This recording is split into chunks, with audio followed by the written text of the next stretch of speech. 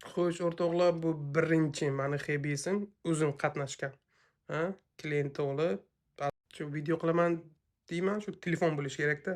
Xo'sh, qaranglar, bu birinchi xebis, ha, qilganimiz. O'zim qanaqa endi advokat abidur qilgan, ularga men qatnashmagan, ular o'zbeklar emas. Da, to'g'rimi?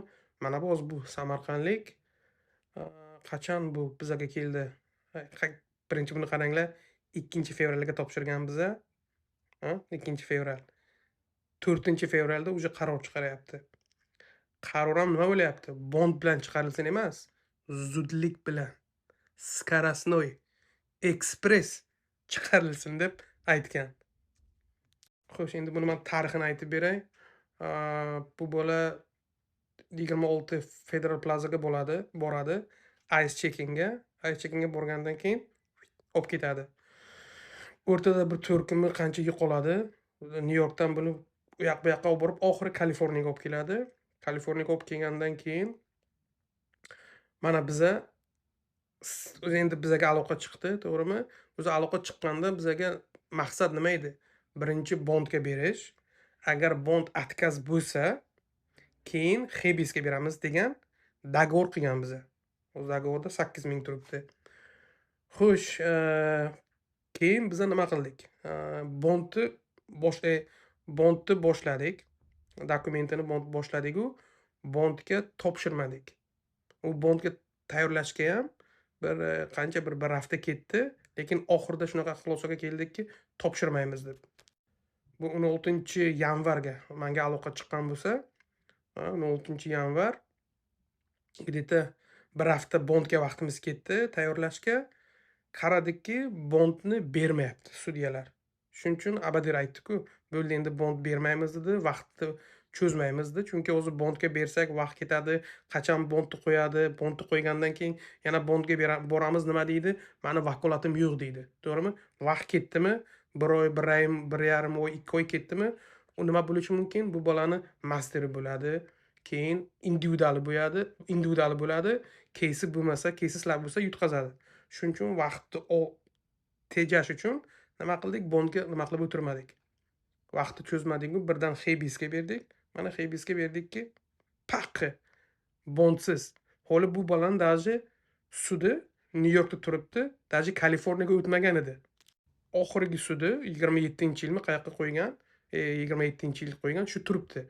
Bular hali uyquda edi. Даже buni individual sudini bekor qilmasdan, birinchi bekor qilish kerak, sudini Kaliforniyaga o'tkazish kerak, master qo'yish kerak, to'g'rimi? Даже shungacha kelgani yo'qda bular. Shuning uchun bularni uyquda bo'lgan payti bularni urish kerak, gazni bosish kerak. Mana shu ishqi bu birinchi hibisim 2 kunda hal bo'ldi, lekin 2 kunda hal bo'ldi degani bu kecha bizaga keldi-yu, 4 kun oldi biza birdan topshirdik emas. Bu 16 yanvarda kelgan bola, kontrakt qilgan biza. To'g'rimi? 16 yanvar bo'lsa, 2 fevralga topshirgan bo'lsak, где-то 17-18 kun o'tyaptimi? Lekin mana bu 17-18 kun ham bekor o'tgani yo'q-da. Bir hafta 10 kun vaqtimiz bondga ketdi. Keyin bondni qilmaymiz dedik. Bu ham bu shaxmat o'yin-da. Keyin nimaga berdik? Oti nima edi? Hibsga.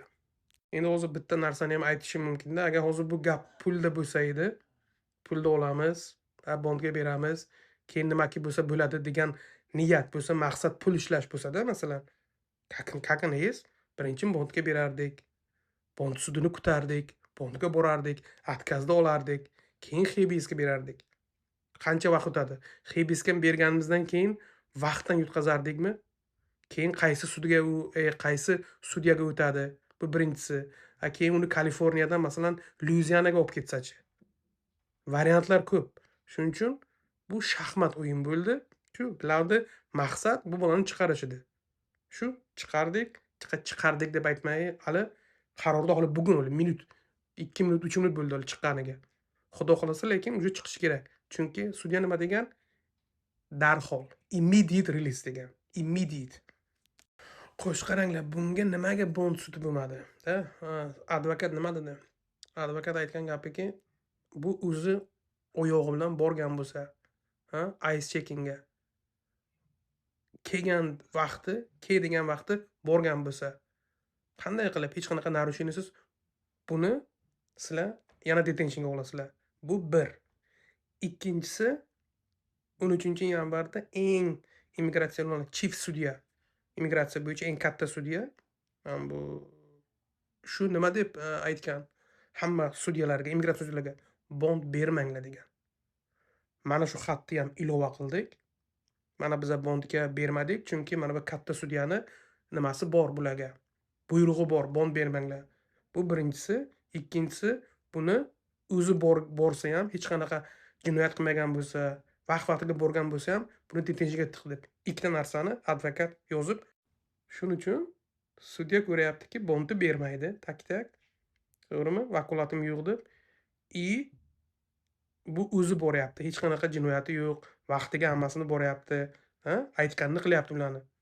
Sizlar deyapti, noqonuniy ish qildilaring.